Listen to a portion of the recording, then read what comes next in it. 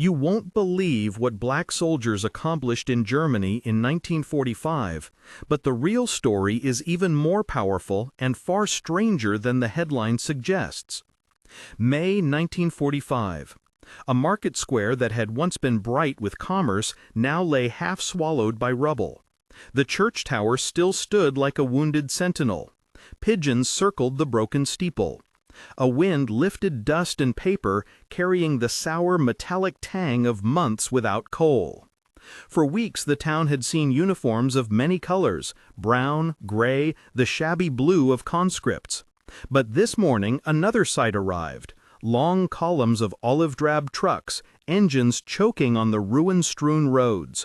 Beds full of men who moved with a soldier's economy of motion. Their faces were lit by a harsh spring sun.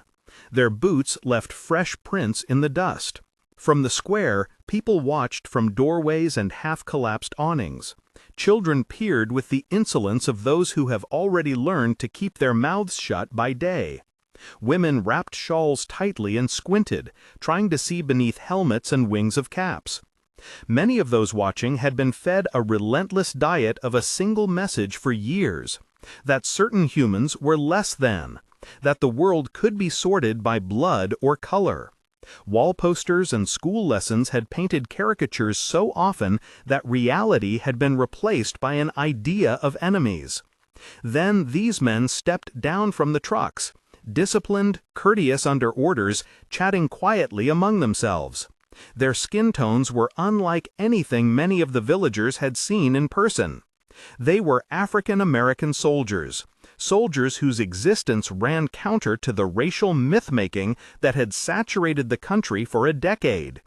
They became for many Germans in those first weeks the face of the American occupation. That collision between the brittle, propaganda-soaked imaginations of a defeated people and the complex, lived humanity of the men in uniform would unfold in ways that surprised commanders, altered local routines, and left legible traces in German towns for decades. It would also expose a bitter paradox. Men who exercised authority abroad, who were often accorded respect and even gratitude by civilians in Germany, nonetheless returned to a United States that denied them full citizenship and equality. The story of what these soldiers accomplished is not a neat triumph of conscience, nor is it a single march toward justice. It is a crowded, messy set of encounters, small daily acts that carried moral force, bureaucratic resistance that sought to contain them, and human costs that neither law nor sentiment could easily erase. Imagine a single vignette, one that recurs in letters and oral memory. A soldier, in a heavy wool overcoat despite the rising heat, sits on a makeshift crate outside a ruined bakery.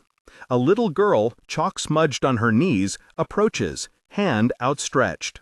In a pocket, the soldier has a rationed chocolate bar, meant for men in his unit, not for civilians. But the sight of the child's eyes, the emptiness behind her smile, is too much. He breaks off a corner and offers it. She takes it, surprised, then runs back to her mother, who watches with a mixture of gratitude and fear. In another corner of town, an elderly woman brings a loaf, a gratitude offering, and leaves it at the tent flap of a truck company. Soldiers accept, say thank you in halting German, exchange a cigarette for a slice of bread.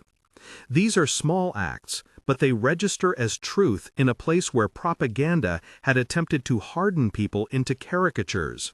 A shaved head and a polite nod upset stereotypes faster than pamphlets could. Context is necessary to understand why these little moments meant so much.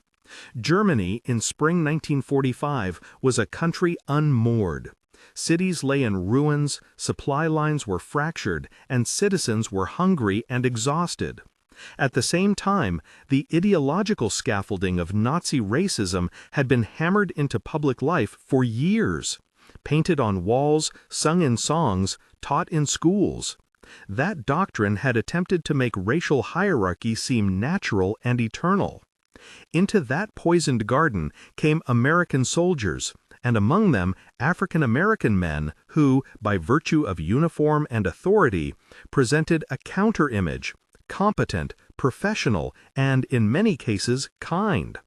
The contrast between the authoritarian caricatures they had been fed and the men they now saw was jarring. On the American side, the picture was painfully different. The U.S. Army in 1945 remained segregated.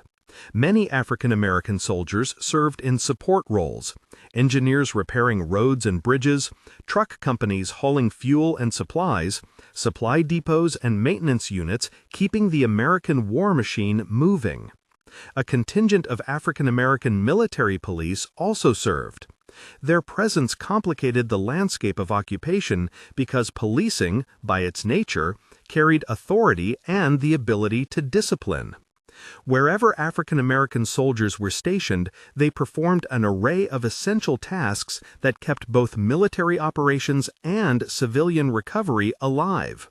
They repaired water mains, cleared rubble, drove lorries through mud and broken bridges to deliver food and coal. Their labor was indispensable, and yet in the homeland many of these men would have been denied simple civic rights. This paradox, authority abroad paired with discrimination at home, was immediate and painful for the men themselves. Letters sent back to the United States, and the fragments scholars and archivists have preserved, carry a recurring tone. Pride in professional accomplishment, mingled with a weary awareness that victory overseas did not erase humiliation at home. "I walked through towns that had never seen men like us," one letter paraphrased in contemporary reports recalls, "and they looked at us with gratitude. Then I thought of home. We still can't sit in the same restaurant." Reports from military police and base commanders simultaneously noted the effectiveness and discipline of African American units and, in some cases, treated their growing popularity with German civilians as a problem to be managed. That management took form in orders and memoranda. Fraternization rules, policies that prohibited casual social or romantic contact between American soldiers and local civilians, had been in place to some degree since the early days of the occupation. The reasons were described in bureaucratic language: maintain discipline, prevent security risks, reduce the spread of disease. But these rules also carried racial anxieties. Commanders worried about mixed relationships not because they posed a clear military threat, but because they exposed the Army to the same social tensions that racked American society. In practice, enforcement varied widely. In many places, the need for labor, the crumbling of local services, and the sheer proximity of civilians and soldiers made strict enforcement impossible. Men who drove trucks to town for supplies would share a meal with a baker's family. Soldiers manning checkpoints might be offered a cup of coffee by a woman whose husband had been dead for months. The reality on the ground, people trying to survive, often wrote its own rules. Music became one of the most visible bridges. Jazz records, some carried by soldiers, others played on makeshift radios in officers' tents, reached German ears eager for anything that would break the monotony of wartime soundscapes. For a generation raised on curated musical homogeneity, the swing and improvisation of jazz sounded like a small, defiant freedom. Reports and personal recollections placed jazz in basements and cellars where groups gathered. Soldiers would hum melodies while repairing equipment. In towns, German youth who had known only heavily filtered propaganda began to learn new rhythms. Jazz was not merely entertainment, it was a symbol. It suggested a world where improvisation and individual voice mattered. That simple human language, music, worked faster than any leaflet to dismantle caricatures of racial inferiority. Villagers who had never heard the bend of a saxophone or the syncopation of a drum suddenly had a new way to imagine difference. Food was another practical bridge. Army rations were often more generous than what civilians could obtain locally. A shared canteen meal or a trade, cigarettes for fresh eggs, meant more than calories. It meant proof that the soldiers were human, generous, sometimes even in austere circumstances. Language, too, created connections. German women and children learned simple phrases in English. Soldiers learned Danke and Bitte and the names of local streets. In several documented instances, soldiers instructed civilians on how to operate water pumps or repair radios, a transfer of technical skills that helped the town's recovery and offered civilians daily, visible gratitude to the men doing the work. But these encounters were not uniformly romantic or untroubled. Power imbalances were real. Soldiers represented a victorious foreign military occupying a defeated country. Some relationships, work-based, intimate, or transactional, took place under conditions shaped by that imbalance: scarcity, survival needs, and pragmatic choices. Authorities on both sides recognized the potential problems. Commanders feared disciplinary breakdowns and political complications. Some white soldiers and officers resented the attention African American men received from German women. Military police reports, filtered through bureaucratic worry, sometimes recorded altercations, verbal confrontations, brawls in improvised bars, or charges that a soldier had overstepped boundaries. Newspaper accounts from the period and official memoranda show a pattern of concern that was as much about controlling social optics as it was about any real security threat. One image recurs in many accounts: a German woman stepping into a camp to ask for work. She is pragmatic. There is no shame left to her. She needs food and can offer labor. A sergeant in a transport company sees her hands, the calluses of someone who has tended a field or a stove for years. The woman is assigned to sweep, to mend, to assist with cooking, and an informal relationship emerges.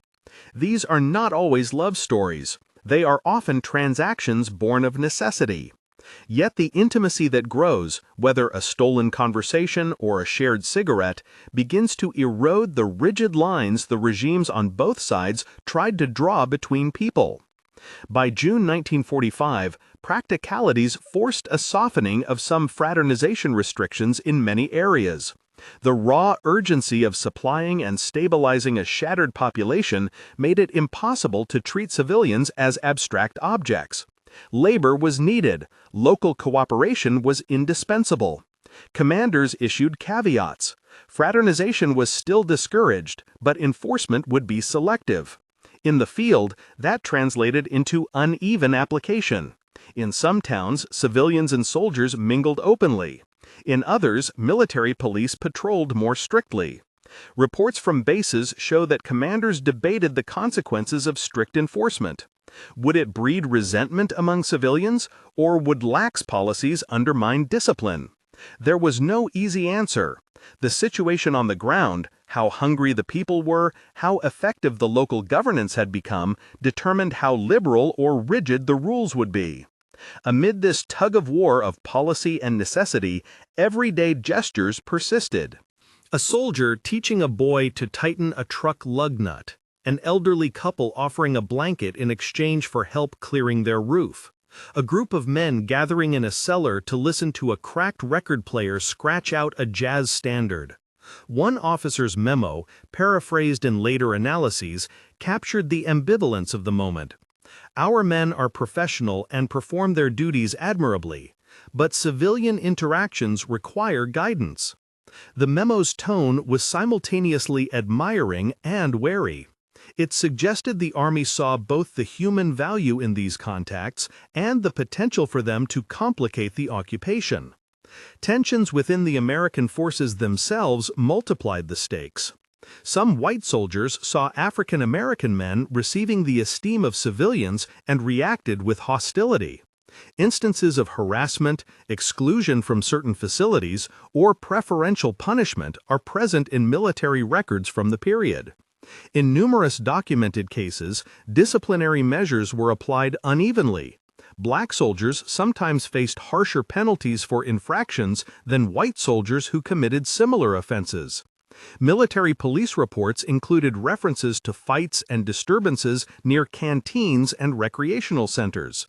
Letters from soldiers, both white and African American, recounted friction with civilians and between soldiers, and detail the emotional toll of serving under a flag that offered pride abroad and prejudice at home. Yet despite institutional strain and inter-unit resentment, stories of mutual respect often outnumbered tales of conflict when it came to day-to-day life in occupied towns. Engineers who rebuilt bridges were celebrated because bridges mattered, regardless of the color of the hands that welded them. Truck drivers who kept the supply lines open were thanked because coal and bread reached families through their efforts. Respect was frequently transactional, but no less real for that. The gratitude civilians showed, sometimes timid, sometimes exuberant, created a social environment where simple humanity, more than doctrine, determined the tenor of interaction. Romantic relationships were rarer and more fraught, though they did occur. The dynamics involved survival, longing, companionship, and cultural curiosity. German women, some widowed by war, sometimes formed attachments to soldiers who provided protection, income, or companionship. The moral and social fallout from such attachments was significant. In some towns, a woman seen frequently with a soldier risked shrugging from neighbors or whispered gossip. In other places, she might be quietly admired for ensuring food and safety for her household. The hierarchy of power did not make every relationship into coercion, nor did affection erase the constraints that birthed the relationship. Historians caution against simplifying these encounters into romance or exploitation alone. They were complex, personal, and contingent. Where heartfelt bonds took hold and lasted, their consequences could be long-term. The birth of children to German mothers and African American fathers introduced a visible, enduring social question. Contemporary newspapers, military reports, and later scholarly work document the emergence of mixed-race children, sometimes referred to by the period's insensitive and now pejorative term, brown babies, a label that bears the weight of historical contempt and should be understood in that context. Mixed-race children faced a spectrum of responses. Some families made private arrangements to care for them. Some communities ostracized the mothers and children. Some American authorities and charitable organizations attempted to provide support. The children embodied a stubborn, living contradiction. Their existence forced local populations to confront the inadequacy of racial absolutism and the unpredictability of human ties. Even before these children were born, the social presence of African American soldiers reshaped certain cultural dynamics. Jazz clubs began to attract new generations. Dance halls occasionally opened that played swing music into the night. Local youths learned to mimic the steps and rhythms, and for a brief moment, the rigid culture of exclusion softened into an experimental openness. It is easy, however, to romanticize these openings. For many older villagers, music and novelty were tolerated. For others, they were threats to social order. The longer-term cultural influence of these encounters was uneven and regionally specific. In some towns, a taste for jazz persisted and later fueled German musical movements. In others, the memory dimmed under the weight of Reconstruction and subsequent political turns. Back in the camps and headquarters, not all officers shared the same views. Some saw the interactions as opportunities to model a more inclusive civic post-war order. Others feared the implications for unit cohesion and for white attitudes among American troops. The presence of African American military police posed particular dilemmas. They were tasked with enforcing law and order among units and civilians alike. And in doing so, they sometimes faced resentment from white soldiers and suspicion from civilians unused to seeing men of color in positions of authority. Military police reports, caveated often with phrases like "reports indicate" or "letters of the time recall," describe efforts to handle disturbances and to maintain discipline, but they also betray biases in adjudication. When a scuffle broke out in a town square, the record sometimes reads less like impartial reporting and more like an attempt to preserve order while minimizing the visibility of racial friction. As spring slid into summer, the practical necessities of governance and reconstruction encouraged a tacit loosening of strict social regulations. Town councils, in the uncertain vacuum of local authority, sometimes relied upon services offered by African American units, transport, engineering, and skilled trades. These interactions could be formalized: repair contracts, labor agreements, or informal exchanges that helped get municipal services running again. They also happened in the small ways. A woman who had once feared the foreign soldier now set a pot of soup on a camp table because her own children needed to be fed. Over time, repeated small acts of decency accumulated into a more familiar social rhythm. For many Germans, the presence of disciplined African American soldiers complicated the neat, hateful equations they had been taught. For the soldiers, the encounters were refracting. They illuminated the difference between the dignity of their service and the humiliation they still faced in their homeland. And yet, around these everyday encounters, a shadow grew. Official correspondence sent up the chain of command. Memos seeking to rein in fraternization when it seemed to threaten order. And disciplinary notes that, the archival record suggests, sometimes singled out black soldiers for harsher treatment. The tension between the human reality of daily reliance on these men and the institutional impulse to police racial boundaries set the stage for the next act of this story. Reports and letters from the period show the competing pressures: humanitarian needs pulling toward contact and mutual aid, bureaucratic anxieties pushing toward restraint. That tug would intensify as some relationships deepened and as the presence of mixed-race children began to surface in municipal and military records. At this juncture, the story becomes less about isolated gestures and more about systems colliding. Human need and institutional prejudice, practical cooperation and ideological resistance. Commanders grappled with public relations. MPs logged disturbances in terse language, and soldiers, black and white, navigated a daily reality that tested their understanding of authority and citizenship. For German civilians, the presence of African American soldiers offered both relief and social complication. Bread still needed to be baked, bridges mended, and water pumped. But every act of assistance also raised questions about social norms, familial honor, and future prospects. In several towns, the immediate signs of transformation were visible. Markets reopened where once there had been silence.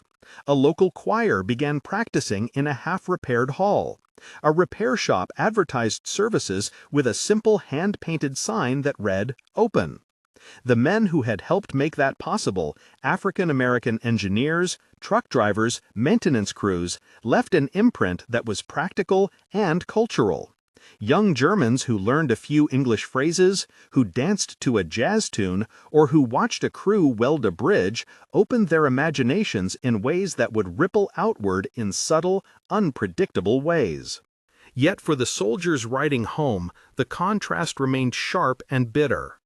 They sent back accounts of small dignities and large injustices in the same breath. A comrade praised for his seamanship in reconstructing a dock. A fellow soldier refused service at a diner in his own hometown. These letters circulated among families, shaped local understanding, and gradually fed into a broader post-war consciousness. They were not a unified movement, nor were they the sole cause of change. Rather, they were a current among many that contributed to later debates about civil rights and desegregation. As summer wore on, the initial curiosity and pragmatic cooperation that marked early contacts began to generate more pointed anxieties among some American authorities and segments of the German population. Memoranda discussed public sentiment. Base reports cataloged incidents. In some places, the emergence of more visible relationships, Work partnerships that became friendships, acquaintances that led to deeper ties, provoked stricter watchfulness. Military police increased patrols in towns where incidents were reported. That vigilance took on a racial hue in the documents, reflecting concerns not just about fraternization broadly, but about the particular optics surrounding African American soldiers. In those memos, the language often softened into euphemism: maintain standards, preserve discipline. Underneath the bureaucratic phrasing, however, lay a real unease. The social order, as understood by many officers and local elites, was not meant to be upended so quickly by a handful of interactions in bombed-out squares. It is at this precise inflection, when personal exchanges hardened into social questions, when small acts began to produce consequences that institutions could not ignore, that the narrative must pause. The pieces are in motion, towns alive with reparations and music, officers exchanging worried telegrams, soldiers writing homes full of contradictory pride and pain, and civilians negotiating the practical necessities of survival with the moral ambiguities of intimacy. What happens next depends on administrative choices, personal courage, and the slow, unpredictable logic of social change. Reports and letters from this period make clear that none of these outcomes were foreordained. Some towns would integrate certain practices into daily life, their attitudes easing with time. Others would erect new barriers, reshaping social memory through silence or stigma. For the soldiers, the next months would bring decisions with implications far beyond the immediate moments. Decisions that would affect families, communities, and the history books themselves. The official record, the private correspondence, and the lived experiences of civilians together trace a landscape of rupture and repair, where the most ordinary gestures could become politically and morally potent. And yet, even as paperwork multiplied and commanders debated policy, evenings in many villages still dissolved into the same soft human scenes. A record played in a cellar, a child taught to march with a soldier, a woman clutching a loaf of bread to her chest as she heads home. These moments, fleeting, contradictory, tender, were the ground on which broader consequences would later be sown. They were also the reason why, when historians dig into the rubble and sift through memos and letters, they keep returning to these human exchanges as the real engine of change. If this is the kind of deep history story you like, hit subscribe. There's much more to come. Evenings in those towns often smoothed the edges of policy. A battered gramophone would scratch out a trumpet line in a basement, and for an hour or two, listeners stopped parsing the world into enemies and allies. A child who had never seen a uniform up close learned to whistle a short riff, and, in doing so, learned to listen differently. Those small human scenes were not simply sentimental interludes. They were the substrate of something more stubborn than orders and telegrams. But human scenes do not exist in a vacuum. They are recorded, discussed, policed, and litigated. As the summer of 1945 deepened, the informal rhythms of everyday life bumped increasingly against formal structures. Local officials, town councils, provisional mayors, relief committees began to document arrangements, work details assigned to soldiers, contracts for repair work, and appeals for rations. Municipal minutes and relief reports, as later researchers have noted, often include dry lines that mask the emotional content of the decisions. Transport assistance requested, engineering corps to inspect bridge, civilian labor to be coordinated with quartermaster. These lines, though bureaucratic, point to a deeper reality.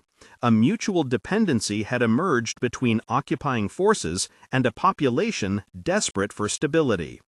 At the same time, military headquarters circulated memos that reflected an institutional anxiety. The language was careful, almost clinical. Maintain standards of conduct. Avoid situations likely to compromise discipline. Report incidents promptly. Scholars examining the archival trail have remarked on the repeated use of euphemism in these documents.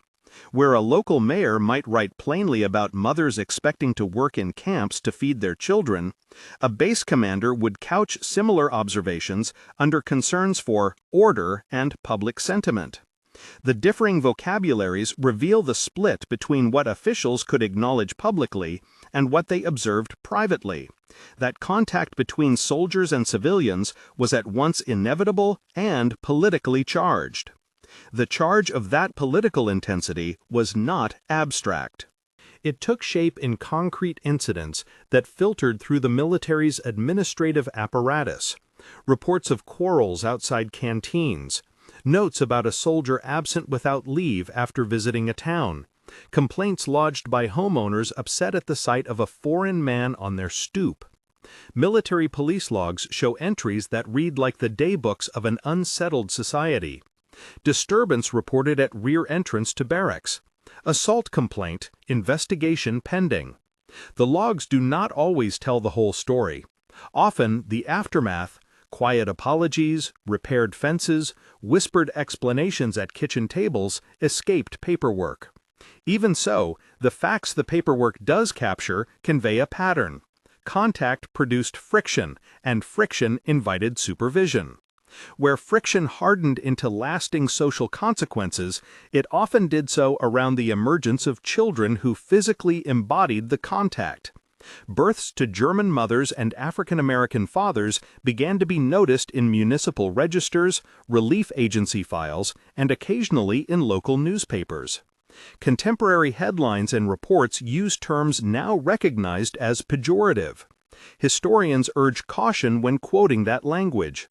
Some charitable organizations and relief committees attempted to respond with aid, blankets, food supplements, guardianship arrangements.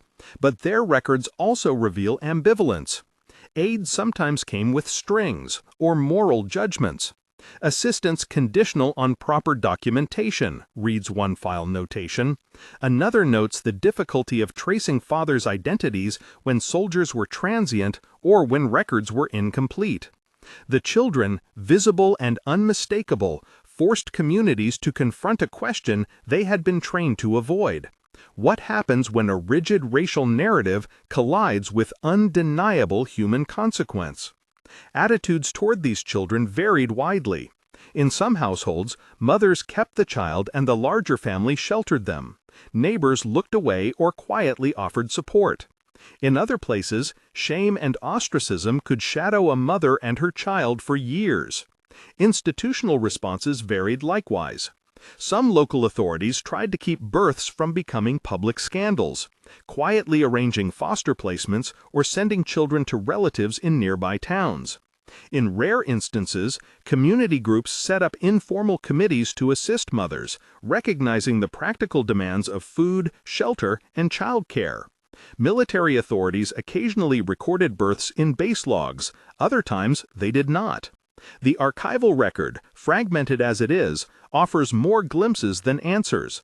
An account here of a child being registered, an entry there of a charity stepping in, a single line about a soldier buried in records labeled indefinito as to his whereabouts after demobilization. Public discussion of these children sometimes took a nasty turn.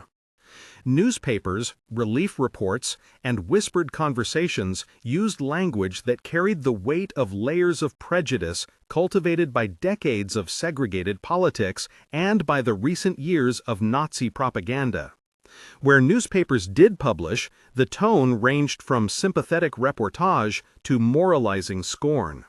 Several relief agencies that later scholars have examined noted the acute pressure to respond to cases of concern, a bureaucratic phrase that often meant managing scandal as much as aiding human need.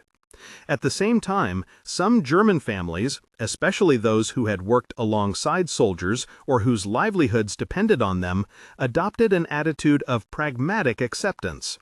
The result was a patchwork of responses: care and cruelty, protection and exclusion, often undertaken without overarching policy or moral clarity.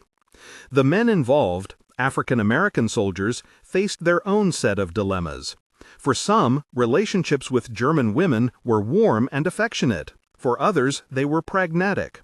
Letters home, preserved in small troves and quoted cautiously by historians, often mix pride in work accomplished with private sorrow and bewilderment. A common refrain in these letters, paraphrased across many sources, was the uneasy astonishment at being treated with respect or affection abroad and then being reminded of the color line upon returning home. "They clap us for fixing the bridge. Back home, they'd deny us a seat," one paraphrase reads in reports. Those private notes carried more than personal lament. They circulated among families and veterans' networks, contributing to a growing awareness that the status quo of segregation was politically and morally unstable. American military policy bounced uneasily between pragmatism and the attempt to preserve a fractured social order. On one hand, occupation demands required cooperation with local populations and an effective use of all available manpower, regardless of race. On the other hand, the Army still reflected domestic assumptions and anxieties. Some commanders privately urged leniency on fraternization, viewing it as a way to stabilize towns and repair physical infrastructure. Others feared moral contagion and the erosion of unit cohesion. The tension confounded command decisions. Restrict too harshly, and civilians might resist assistance.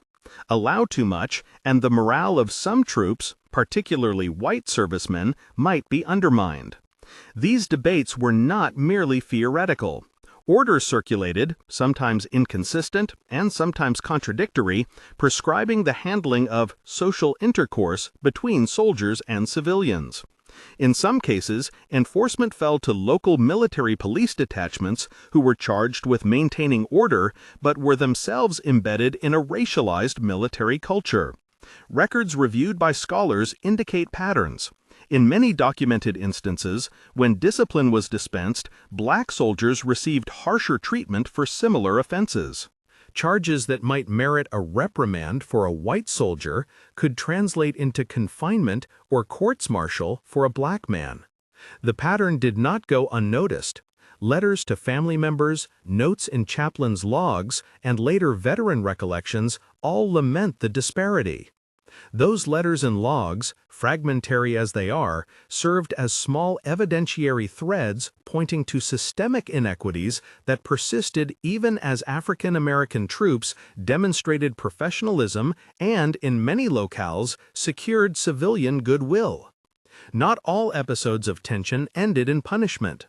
Some resolved informally, with apologies exchanged, small payments made, or community leaders stepping in to mediate. In other cases, white soldiers reacted to perceived slights with violence. Records document brawls in which African American soldiers were the ones who ended up charged or held under suspicion. Military courts, like civilian courts, functioned within a social framework that did not treat all defendants equally. The result was a bitter irony. Men who had risked their lives in war found themselves disproportionately vulnerable to the enforcement arm of the same military that had placed them in positions of responsibility. The wider American public took notice in uneven ways. Letters published in hometown papers, reports returned to family members, and word of mouth produced a mosaic of reactions. In some communities, veterans returned to parades and parlor rooms to be celebrated as heroes. In others, they walked home to discrimination at a bus stop. The dissonance fed political ferment. Activists and community leaders who had long argued for change pointed to the contradiction of a nation that preached freedom abroad while tolerating repression at home. Scholars now see these post-war experiences as part of a broader stream of influences on later civil rights activism and on the decision eventually to desegregate the armed forces. Historians caution, however, that the relationship between occupation experiences and later policy is complex and not reducible to simple cause and effect. The lived contradictions of 1945 contributed to a broader, multifaceted movement for change. Meanwhile, life in German towns continued its uneven recovery. Markets reopened, a bakery that had been patched by soldiers began turning out loaves again. Some towns embraced the appearance of jazz and new forms of social life more eagerly than others. Younger Germans, who had less ideological investment in the racial theories of the preceding years, gravitated toward the novelty and energy of swing music. In basements and taverns, steps and rhythms were exchanged, adapted, and revived. In communities where such cultural cross-pollination took root, memory of the occupation later foregrounded music and camaraderie. Where cultural memory hardened into silence, the contributions of African American soldiers remained buried in family anecdotes or municipal files. Even as scenes of repair and music proliferated, the question of what happened to the soldiers themselves loomed. Demobilization, reassignment, and the slow administrative churn of post-war military life meant that many African American servicemen did not remain in Germany indefinitely. Some were rotated to other duties, others returned home as soon as their service allowed. Their departures changed the rhythm of town life.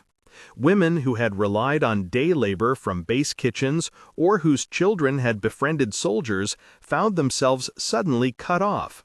For mixed families, departures could be heartbreaking. Fathers who had formed attachments returned to a United States where reconnecting with a wartime partner might be legally and practically difficult. Records sometimes indicate that soldiers could not locate their wartime acquaintances or lacked the means to support them from abroad. The departure of soldiers thus intensified both personal and administrative challenges. Local officials sometimes sought to formalize paternity claims or to secure support from veterans agencies, efforts that often faltered on jurisdictional and linguistic grounds. Relief organizations, overwhelmed with broader reconstruction needs, had limited capacity for sustained aid to individual families. The children born of these unions were particularly vulnerable to the administrative gaps that accompanied demobilization. Some were absorbed into relatives' care networks, others received assistance from charities whose scope was insufficient to meet widespread need. Over time, the visibility of these children in local memory fluctuated, pronounced in some municipalities, forgotten in others. Back in America, the return of African American veterans triggered a suite of responses. For some white communities, a returning black soldier remained an anomaly, a man who had been lauded abroad but who back home could not access the same civil liberties as his neighbors. For African American communities, returning veterans were both sources of pride and vivid reminders of an inequity that required remedy.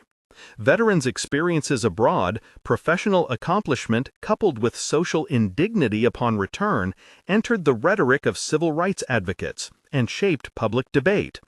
Newspapers, labor organizations, and veterans groups debated how to translate wartime service into peacetime rights.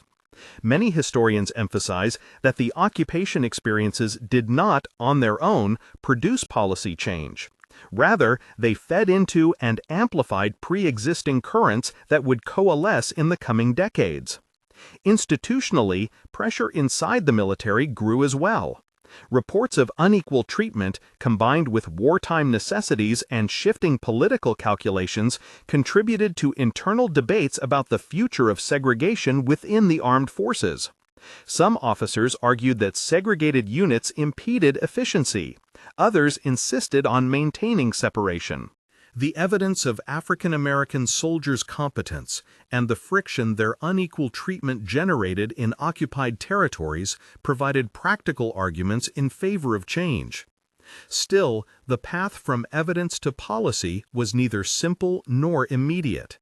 Change required leadership decisions and political will. When it came, it would be the product of many pressures. Activism at home, the Cold War context that made racial segregation an international embarrassment, and the administrative realization that integrated units often performed as well as, if not better than, segregated ones. In occupied Germany, the long-term legacy of those months of contact proved varied. In towns where children had been born and where families had engaged in extended interactions with soldiers, traces remained. Families with kin ties to America, local tales of music and repair, and sometimes a lingering taste for cultural forms introduced during the occupation. Elsewhere, memory dimmed or was deliberately suppressed, shaped by post-war political narratives that prioritized reconstruction and by later histories that tended to focus on grand strategic moves rather than on interpersonal encounters. Yet even when memory dimmed, the social sediments laid by those months did not entirely vanish. Jazz persisted in certain youth cultures. Technical skills passed on by soldiers found their way into local trades. Language borrowings became embedded in everyday speech.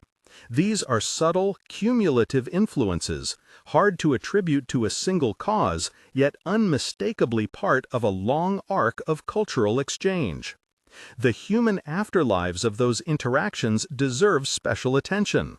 For mixed-race children who grew up in Germany, the experience of identity could be solitary. Some faced exclusion because of appearance. Others experienced uncertain kinship ties. Later life trajectories varied dramatically. Some children became integrated into extended family networks. Some emigrated. Some carried scars of social rejection. Institutions, churches, schools, relief organizations played different roles across towns, sometimes protective, sometimes complicit in exclusion. Modern studies that track these children's lives find resilience in many cases and ongoing struggle in others. The stories are not reducible to a single narrative of triumph or defeat. They are, like the encounters that produce them, complex and contingency-laden. For the soldiers who returned to the United States, the psychological landscape was complicated. Many had left America eager to serve, to prove themselves, and to claim the rights that service arguably justified. For some, the experience of being greeted as professionals by German civilians and then being denied full rights at home intensified a sense of injustice.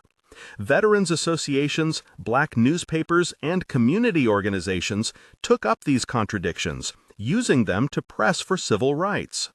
The occupational encounters contributed to a broader cultural and political environment in which change became thinkable, even if it remained contested. The irony at the heart of the story remains painful and instructive.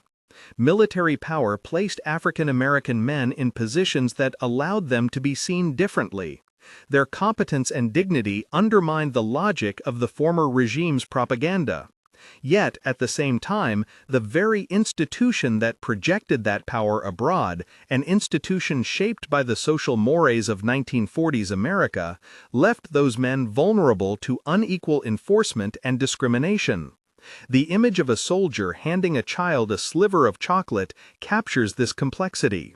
Generosity in a field of ruin, kindness enacted amid structures that would, in other contexts, limit and punish. By the time the ruins had been cleared and the markets reopened in fuller measure, the immediate novelty of the occupation faded into the daily business of reconstruction and the larger geopolitics that would define the late 20th century. Still, in the grooves of the cultural and social fabric, faint echoes remained. A town might remember being pieced together by hands of many colors. A family might recall an uncle who learned to weld under the guidance of a soldier. A jazz standard might resurface on a radio decades later. For many individuals, the memory remained vivid. Pride in service, sorrow at the persistence of injustice, and a quiet belief that small acts matter in ways that a cumulative human life can make visible. It is tempting to ask, as the headline suggests, you won't believe what black soldiers accomplished in Germany in 1945. The truer, more complex answer is that what they accomplished was both ordinary and extraordinary. Ordinary because much of it consisted of tasks that any competent soldier might perform: driving, repairing, policing. Extraordinary because in the specific context of a defeated nation saturated with a poisonous racial ideology, those ordinary acts accrued symbolic power. A repaired bridge became a physical demonstration that expertise was not the monopoly of any one race. A jazz record played in a cellar became a cultural argument against the idea that some lives lacked voice. A child born of a German mother and an African American father became a living rebuttal to racial absolutism. These accomplishments were not unilateral victories. They were partial and often precarious. They brought both kindness and complication, integration and backlash, gratitude and disciplinary punishment. They produced children who would face uneven fates, and veterans who would return to a country slow to honor their service with full rights. Yet, they also helped to tilt a wider conversation. They contributed to an accumulating awareness among civilians in Germany and among citizens and policymakers in the United States that the moral logic of racial segregation and exclusion was brittle when exposed to ordinary human experience of competence, kindness, and mutual dependency.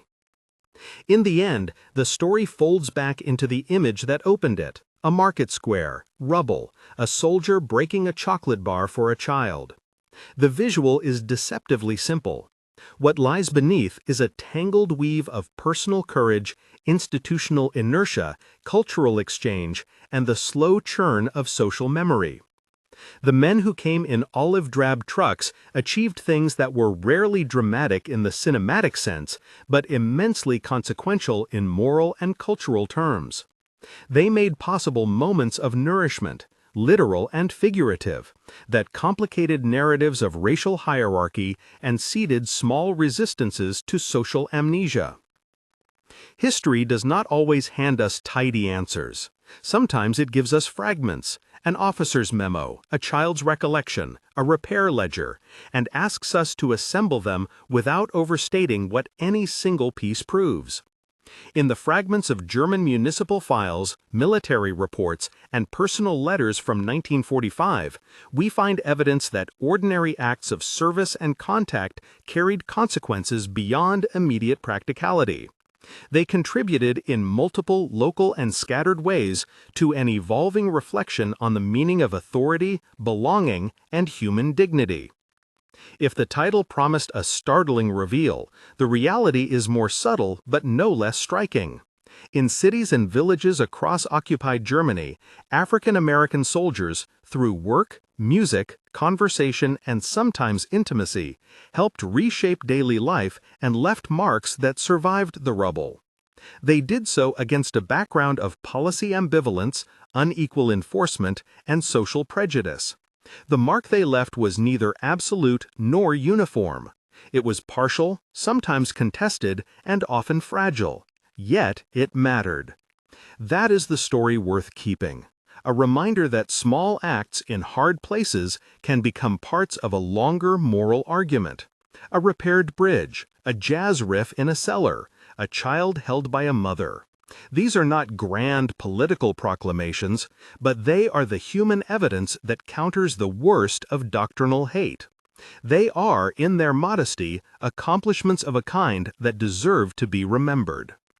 If this account moved you, share it with someone who appreciates deep history stories, and consider watching our related deep dive on African American troops in World War II for more context and testimonies that illuminate these complicated, important moments.